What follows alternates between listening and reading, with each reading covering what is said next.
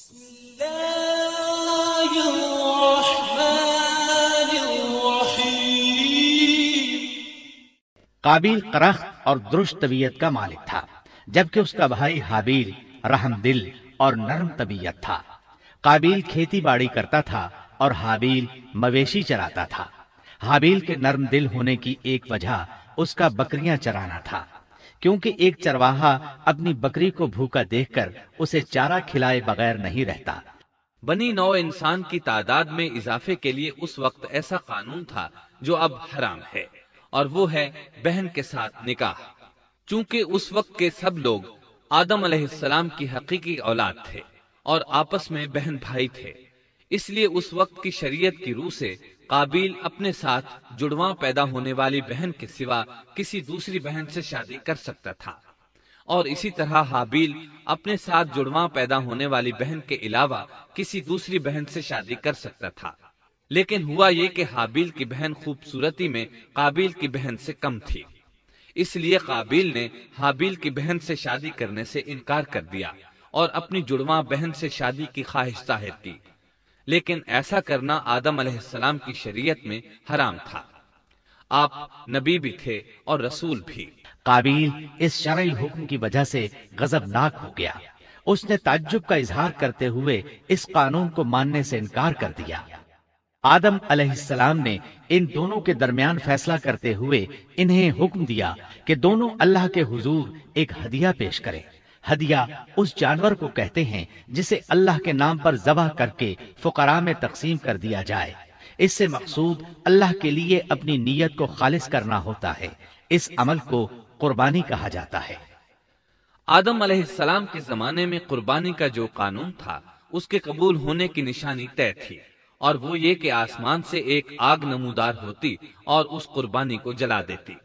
اس کا مطلب تھا قربانی قبول ہو چکی ہے، اور اگر آگ قربانی کو نہ جلاتی تو سمجھ لیا جاتا کہ قربانی قبول نہیں ہوئی۔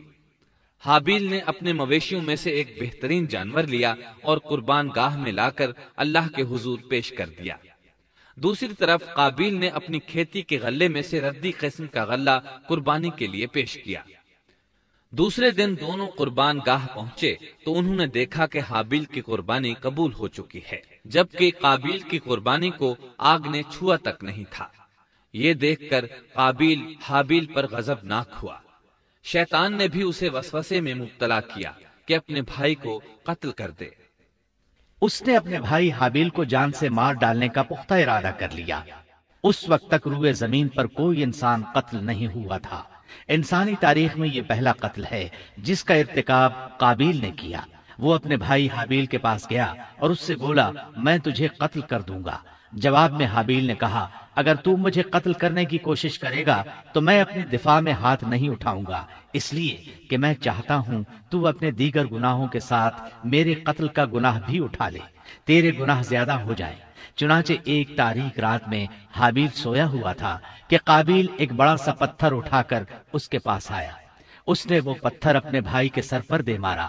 اس طرح اس نے حابیل کو قتل کر دیا۔ تاریخ انسانی میں یہ سب سے پہلا جرم تھا جو قابیل کے ہاتھوں ہوا۔ قتل تو وہ کر بیٹھا، اب حیران اور پریشان ہوا کہ اس کی لاش کا کیا کرے۔ اس وقت تک نسل انسانی موت سے بھی دوچار نہیں ہوئی تھی، اس لیے قابیل کو معلوم نہیں تھا کہ مردے کے ساتھ کیا کیا جائے۔ اسی کشمکش کے عالم میں اس نے بھائی کی لاش کو کمر پر اٹھا لیا اور چل پڑا۔ چلا جا رہا تھا کہ اللہ نے دو کوے بھیجے۔ دونوں کوے آپس میں لڑ پڑے، ایک نے دوسرے کو ہلاک کر دیا۔ اب زندہ کوا مٹی کھودنے لگا۔ اس طرح اس نے ایک گڑھا تیار کر لیا، مردہ کوے کو اس میں رکھا اور اوپر مٹی ڈال دی۔ اس طرح قابیل کو دفن کا طریقہ معلوم ہوا۔ اس نے بھی گڑھا کھودا اور حابیل کی لاش کو اس میں دبا دیا۔